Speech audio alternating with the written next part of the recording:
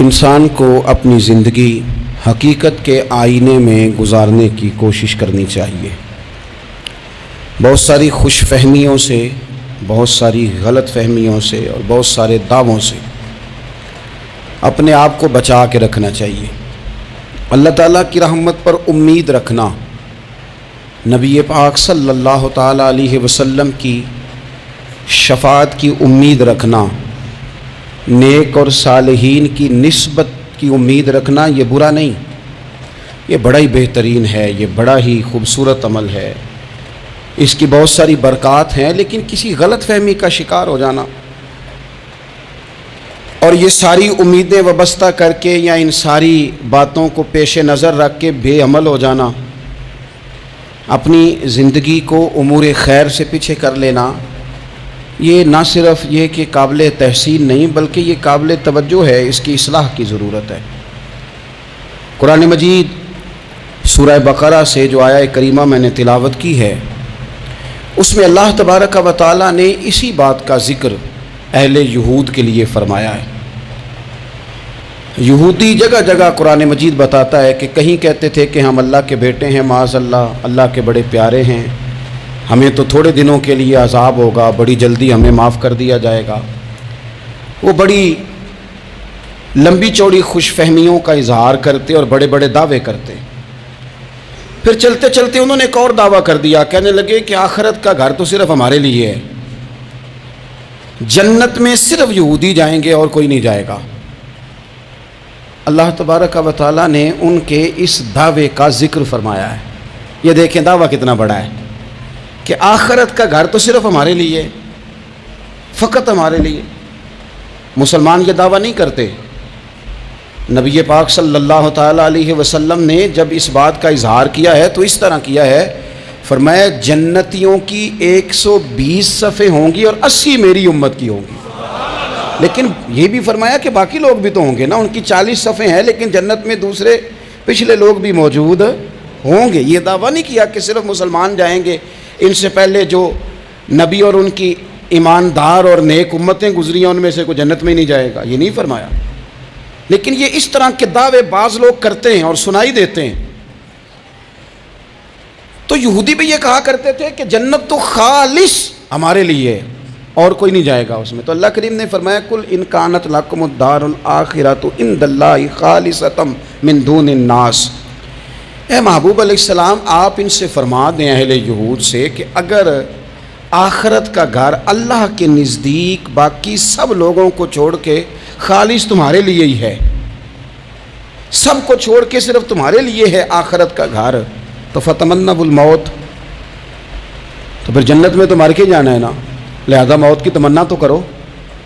پھر کہو نا یا اللہ ہمیں موت دے تاکہ وہ جو تو نے ہمارے لیے اتنی بڑی چیز بنائی ہے ہم اس سے استفادہ کر سکیں۔ پھر تم موت کی تمنا کرو ان کنتم صادقین، اگر تم سچے ہو۔ لیکن رب فرماتا ہے وَلَن يَتَمَنَّوْهُ أَبَدًا بِمَا قَدَّمَتْ أَيْدِيهِمْ، یہ کبھی بھی موت کی تمنا نہیں کریں گے، انہیں پتہ ہے جو انہوں نے کمائی کر کے آگے بھیجی ہے۔ یہ موت کی دعوے کریں گے کہ جنت میں صرف ہم ہی جائیں گے، لیکن کبھی بھی موت کی تمنا، یہ کبھی موت کی تمنا نہیں کریں گے، اس لیے کہ انہیں پتہ ہے کہ ہم نے آخرت کے لیے کیا۔ یہ جو بہت سارے لوگ کہتے ہیں نا میری نسبت اور میری بات اور بلے بلے سارا کچھ میں ہی ہوں، تو ان سے کہو پھر سارا پیسہ کوٹھی پہ ہی لگائے جاتے ہو، پھر تو جنت تمہارا انتظار کر رہی ہے، پھر یہاں اتنے خرچے کرنے کی تمہیں کیا مشکل پڑی ہوئی۔ قرآن مجید کہتا ہے یہ کبھی بھی موت کی تمنا نہیں کریں گے، ان کو پتہ ہے جو اعمال انہوں نے کر کے بھیجے ہیں۔ واللہ علیم بالظالمین، اللہ ظالموں کو جانتا ہے، اللہ کو خبر ہے۔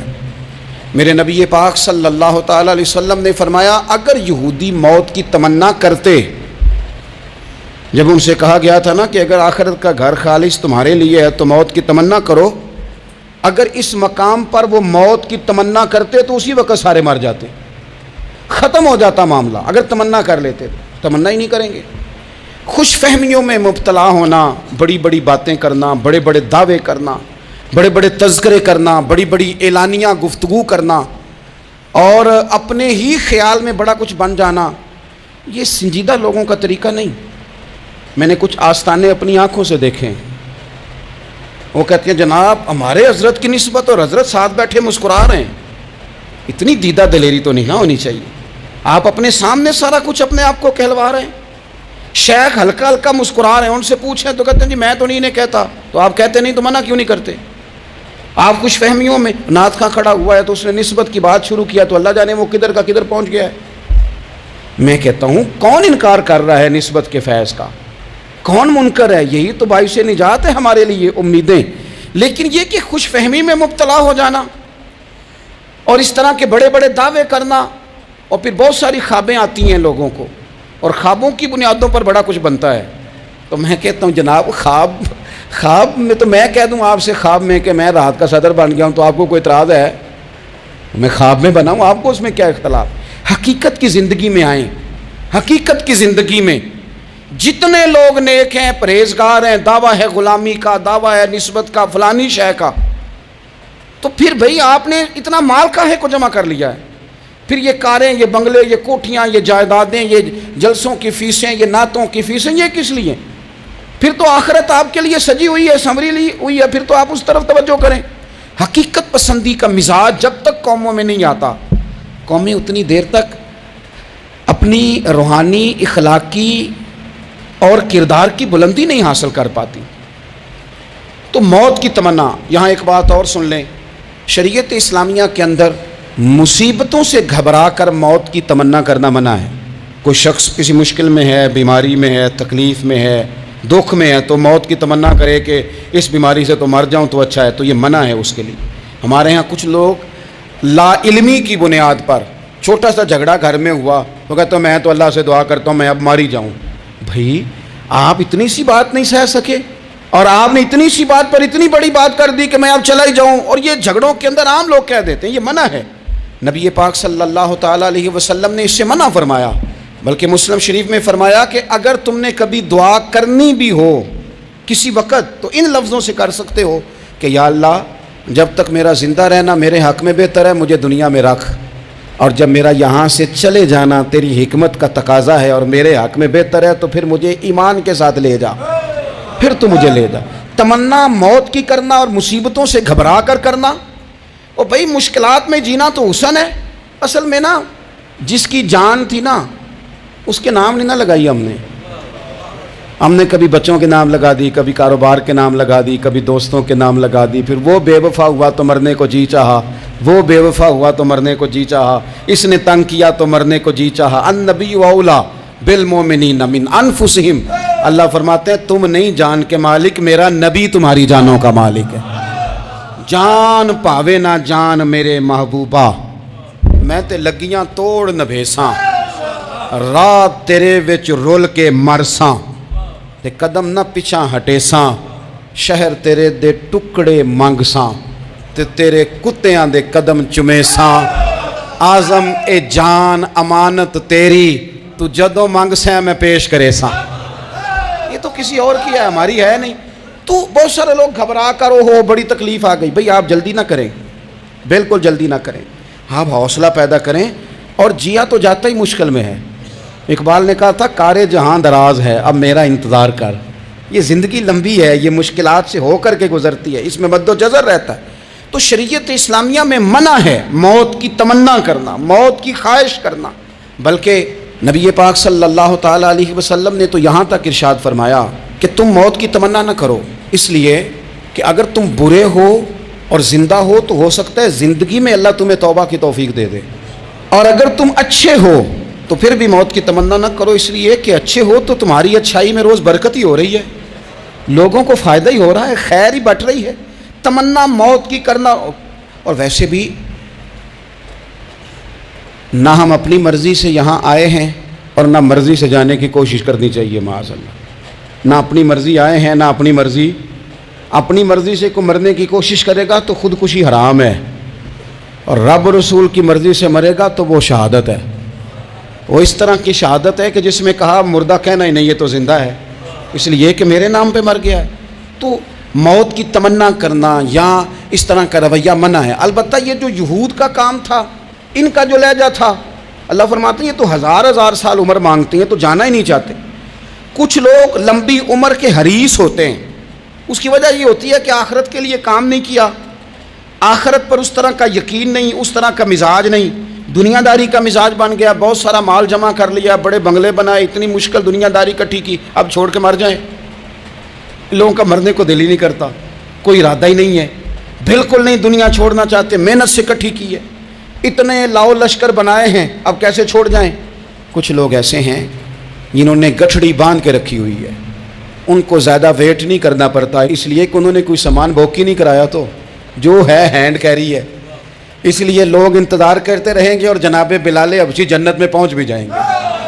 ابھی میزان عمل لگا ہوگا لیکن حضرت ابو ذر غفاری جنت میں ٹہلتے ہوئے نظر آ رہے ہوں گے۔ لوگوں نے جمع نہیں نہ کیا، جتنا مال زیادہ اتنی چیکنگ بھی اس کی زیادہ، جتنے بیگ زیادہ، ایئرپورٹ پہ اتنا انتظار بھی زیادہ۔ ہینڈ کیری والے کو کوئی مسئلہ اسی کسے دے کچھ بھی نہ لگ دے تے نہ کوئی ساڈا دردی، بھئی مال کا ہے کا تو حساب کا ہے کا۔ مولا علی شیر خدا کرم اللہ تعالی وجہہ الکریم سے کسی نے کہا ہم گنجائشیں تلاش کرتے ہیں نا، اور شریعت کی گنجائش اختیار کرنے میں حرج بھی کوئی نہیں ہوتا، شریعت گنجائش دیتی ہے، مال جائز ہو آپ کو تو آپ اس کو استعمال کریں، بڑا مکان بنائیں، بڑی جائیداد خریدیں، بڑی گاڑی میں سفر کریں، مہنگا موبائل خریدیں، اچھے کپڑے پہنیں، کوئی منع نہیں کرتا۔ لیکن جو حضور کا مزاج ہے، جو سرکار نے اپنے لیے پسند کیا، وہ یہ ہے کہ سویرے روٹی کھانی ہے، شام کو فاقہ کرنا ہے۔ تو حضرت مولا علی شیر خدا کرم اللہ تعالی وجہہ الکریم سے کسی نے کہا کہ چلو جائز پیسے اکٹھے کر لیں، جائز تو جمع کرنا منع نہیں۔ تو حضرت علی کی باتیں بڑی حکمتوں والی تھی نا، تو ایک جملے میں انہوں نے کئی جواب دے دیے، کہنے لگے میاں مال حرام ہو تو عذاب ہوتا ہے، حلال ہو تو حساب ہوتا ہے، لہٰذا ہم دونوں کام ہی نہیں کرتے، نہ ادھر جاتے ہیں نہ ادھر جاتے ہیں۔ جمع کرنے کی حاجت کیا ہے؟ دنیا اتنی سجا لینا، اتنی سوار لینا، بڑا ٹھنڈا اے سی چلتا ہے ہمارے کمروں میں، کھلی آنکھوں سے لوگ بستر سے اٹھ نہیں پاتے، آنکھیں کھل گئی ہیں، الارم بج گیا ہے، لیکن وہ بہت مزے کی پسند کی روٹی رات کھائی تھی، اپنی مرضی کا کھانا کھایا تھا، پیٹ بھر کے کھایا تھا، مرضی کے مشروبات پیے تھے، ٹھنڈے کمرے میں آرام ہے، کھل گئی ہے آنکھ، موٹے الارم نے آواز دیا اٹھو، لیکن یہ غفلت ہے نا، دنیا جمع کر لی ہے نا ساری۔ میں آپ کو صحیح بتاتا ہوں، اگر یہ ساری آسانیاں نہ ہوں، دقتیں ہوں، تو کچھ رات کو ہمیں تھوڑا پسینہ بھی آئے تو بار بار آنکھ کھلے، یہ مچھر کبھی نہ سونے دے تو بار بار آنکھ کھلے، یہ تن آرام پسند نہ ہوں تو کچھ اٹھیں، کچھ رات کو گرمیوں کی چھوٹی راتوں میں بھی تہجد پڑھی جا سکے۔ لیکن اقبال کہتے ہیں لہو مجھ کو رلاتی ہے جوانوں کی تن آسانی، یہ تن آسان ہو گئے، مزاج نہیں رہا ہمارا، ہمیں آرام چاہیے، سکون چاہیے۔ آپ یقین کریں کبھی کبھی میں حیران ہوتا ہوں، رونا آتا ہے اپنی اگلی نسل پر، رونا آتا ہے، یعنی بچے مدرسے میں پڑھنے والے، چونکہ وہ اے سی والے گھر سے اٹھ کے آتے ہیں، مدرسے میں پڑھنے والے بچے کہتے ہیں جناب وہ کچھ گرمی زیادہ ہے تو میری کچھ طبیعت برداشت نہیں کرتی، تو میری اماں نے کہا تھا 4 چھٹیاں لے لو کہ موسم ٹھیک ہو جائے گا تو پھر سے تعلیم ہو جائے گی۔ تو غور سے چہرے دیکھتے ہیں تو ہم کہتے ہیں یار اگر کل کو ہمیں جہاد پہ جانا پڑا تو ہم لوگ جائیں گے، ہم میدانوں میں نکلیں گے، ہم وہ لوگ ہیں جو سختیاں برداشت کریں گے، یہ والے لوگ ہیں جو میدان میں جائیں گے، جو ایک منٹ کے لیے اتنی دنیا جمع کر لی، مرنے کو جی نہیں چاہ رہا۔ حضرت شاہ فرید الدین عطار رحمۃ اللہ علیہ کہتے ہیں میں بڑا مہنگا کاروبار کرتا تھا، عطر بیچتا تھا، مہنگا کاروبار ہے نا، عرب شریف کے اندر آپ جائیں تو جہاں سونے والی دکان ہوتی ہے اس کے ساتھ خوشبو والی دکان ہوتی ہے، مکہ مکرمہ میں دیکھ لیں، مسجد نبی میں دیکھ لیں، مہنگا کاروبار ہے یہ، اور اب میرا بزنس تھا، کاروبار تھا۔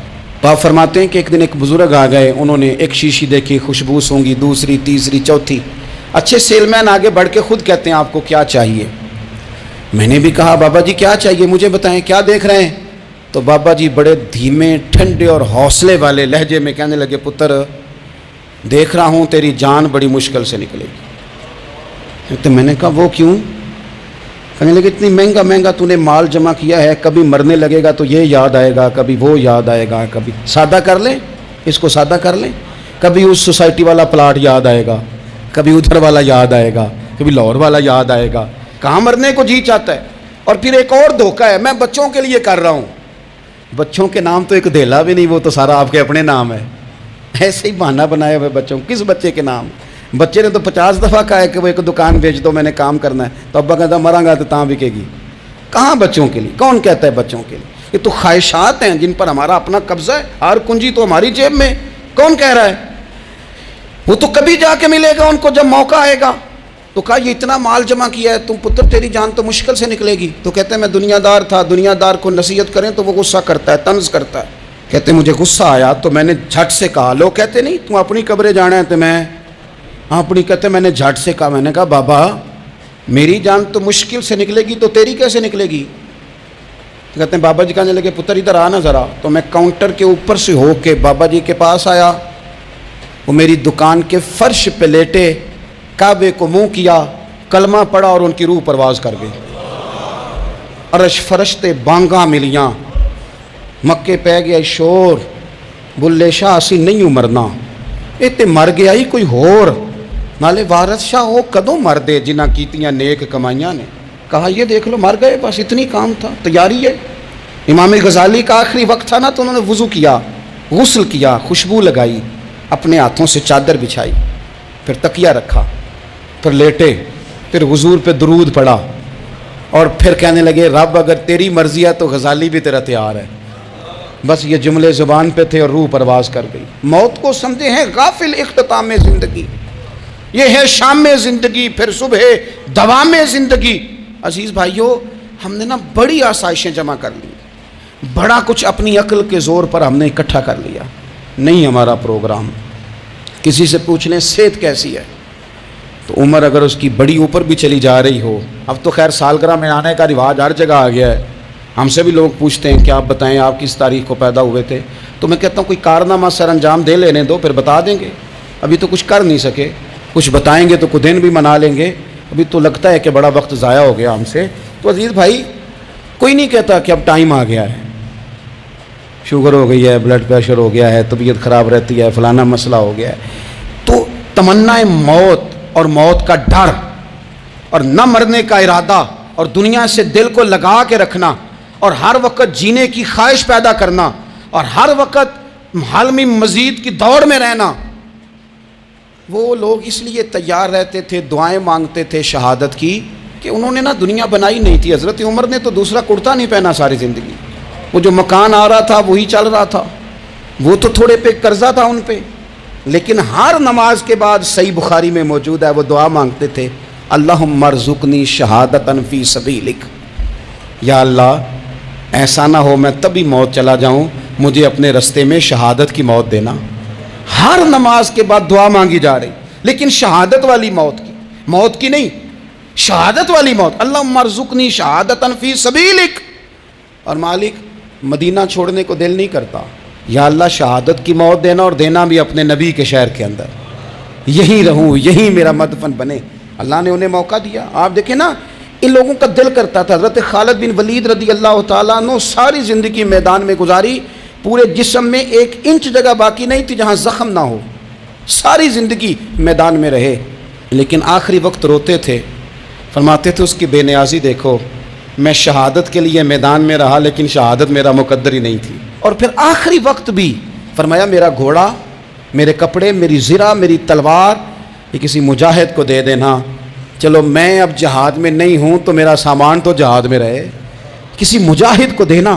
ان لوگوں نے جتنی محنت کی نا مرنے کے بعد کے لیے کی، مرنے کے بعد کے لیے، زندگی کا جو دوسرا پل ہے اس کے لیے کوشش کی. وہاں انہوں نے صدقات جمع کرائے، خیرات جمع کرائے، عبادات جمع کرائیں، حسن اخلاق جمع کرایا، اچھا سلوک جمع کرایا. انہوں نے آخرت کے بینک میں ڈھیروں مال جمع کرایا، وہاں ان کے مکان بک ہوئے، جنت میں ان کے نام کی بڑی بڑی جگہیں اللہ تبارک و تعالیٰ کے فضل سے طے کی گئیں. تو پھر انہیں وہاں جانے میں کوئی دشواری بھی نہیں تھی، انہیں کوئی مشکل نہیں تھی، وہ تیار تھے. لیکن چونکہ ساری محنت ہی دنیا کے لیے ہے، وہ جو خاص ایک آخرت پر مسلمان کا ایمان اور یقین اور تیقن تھا، اس طرف ہمارا مزاج نہیں. آپ دیکھیے حضرت ملک الموت اسرائیل علیہ السلام نا حضرت ابراہیم علیہ السلام کی روح قبض کرنے کے لیے حاضر ہوئے. تو کہا جناب چلیے آپ کی روح لینے آیا ہوں. تو حضرت ابراہیم علیہ السلام فرمانے لگے اسرائیل، یہ قاضی ثناء اللہ صاحب پانی پتی رحمۃ اللہ علیہ نے اس کو تفسیر مظہری میں لکھا ہے. حضرت ابراہیم خلیل اللہ علیہ السلام فرمانے لگے اسرائیل کیا کوئی خلیل بھی اپنے خلیل کی روح قبض کرتا ہے؟ واتخذ اللہ ابراہیم خلیلا، اللہ نے تو مجھے دوست بنایا، دوست ہو کے دوست کی روح قبض کرنے جا رہا ہے. حضرت اسرائیل نے ارادہ چھوڑا اور حضرت ابراہیم کا وہ جملہ لے کے رب کی بارگاہ میں حاضر ہوئے. عرض کی مالک جناب ابراہیم علیہ السلام نے فرمایا ہے کہ اللہ کی بارگاہ میں عرض کرو کہ مالک کیا کوئی خلیل بھی اپنے خلیل کی روح قبض کرتا ہے؟ تو رب کریم نے فرمایا اب میرا بھی پیغام جا کے جناب ابراہیم کو دے دو، ان سے جا کے کہو رب فرماتا ہے کیا کوئی خلیل بھی اپنے خلیل کی ملاقات کو ناپسند کرتا ہے؟ آپ کو تو ملنے کو بلا رہے ہیں، موت تو ایک پل ہے، یہاں سے گزریں گے تو جا کے محبوب سے ملیں گے، تو کیا کوئی خلیل بھی ناپسند کرتا ہے کہ وہ اپنے خلیل سے ملاقات نہ کرے؟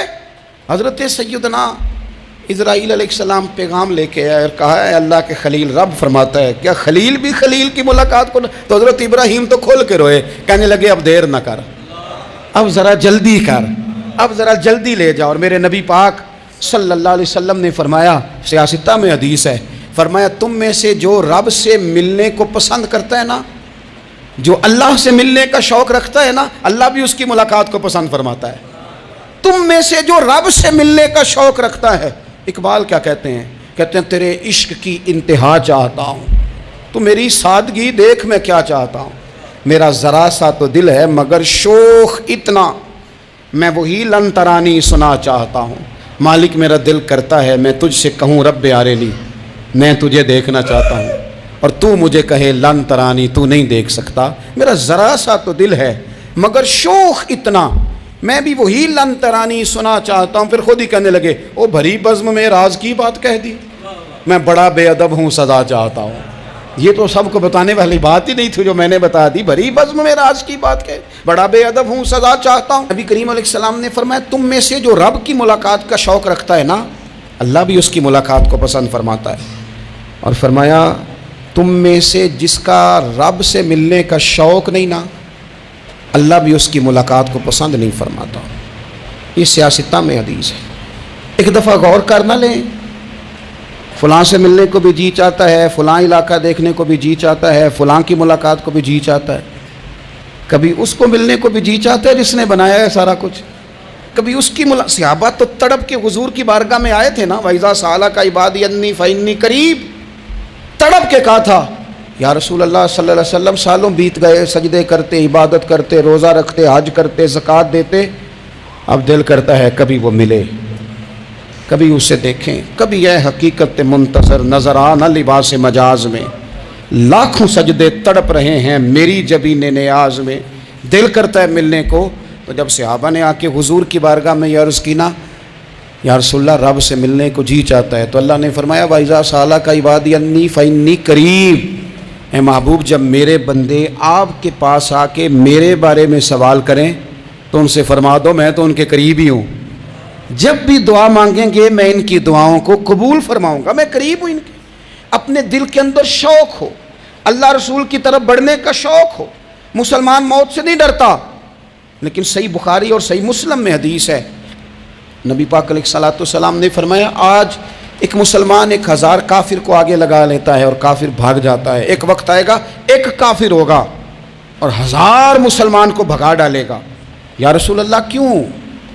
ہمارے پاس اسلحہ نہیں ہوگا، ہمیں لڑنے کا سلیقہ نہیں آئے گا۔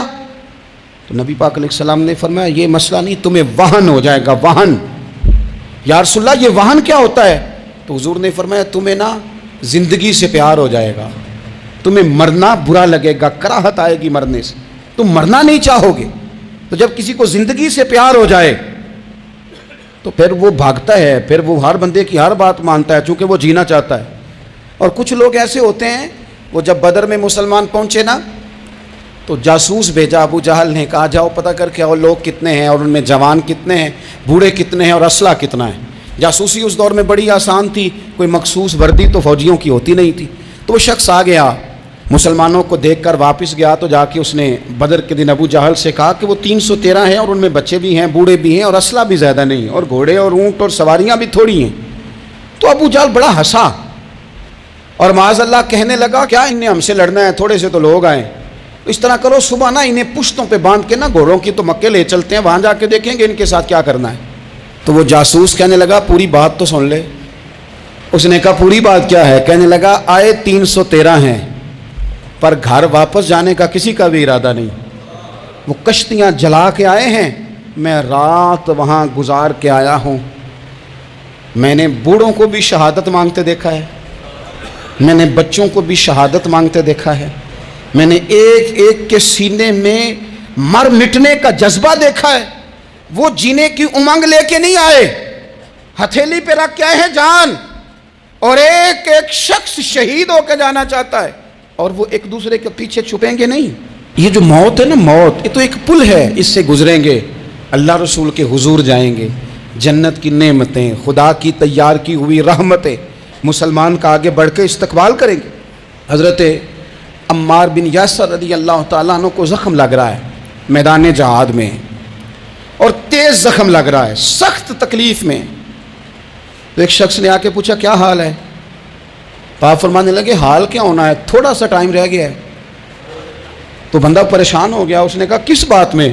فرمانے لگے تھوڑا سا ٹائم رہ گیا، بس میں نبی پاک سے ملنے والا ہوں اور حضور کے صحابہ سے ملنے والا ہوں۔ حضرت عمار بن یاسر رضی اللہ تعالیٰ عنہ کہنے لگے تھوڑا سا ٹائم رہ گیا، تھوڑا سا مرنا مرنا ہر کوئی آکھے تے میں بھی آکھاں مرنا، جس مرنے تھی خوشبو نہ آوے او مرنا کی مرنا، تے جس مرنے وچ سونا راضی اس مرنے تو کی ڈرنا۔ ایک گل رکھنا یاد کہ میرا جس دن ہووے مرنا، سب کچھ کرنا، سب کچھ کر کے میرا منہ روزے ول کرنا، شاید میرا آقا آوے میں دیدار حضور دا کرنا۔ فرمایا کہ وہ تو بالکل قریب آ گیا ٹائم۔ حضرت سیدنا بلال حبشی رضی اللہ تعالیٰ عنہ آخری وقت ہے، لوگ بڑا اس کا منظر جب بیان کرتے ہیں تو خوفناک بیان کرتے ہیں، اس طرح کا لہجہ اختیار کرتے ہیں کہ بات سن کے بندہ کانپ جائے۔ سیدنا بلال حبشی رضی اللہ تعالیٰ عنہ بالکل آخری وقت ہے، جانے کا ٹائم۔ تو حضرت بلال کی اہلیہ قریب بیٹھی ہیں تو کہنے لگی بڑے غم کا موقع آ گیا، غموں کی رات شروع ہو گئی، حالات میرے لیے مشکل آ گئے۔ آپ نے فرمایا کیا ہوا؟ کہنے لگی آپ جا رہے ہیں۔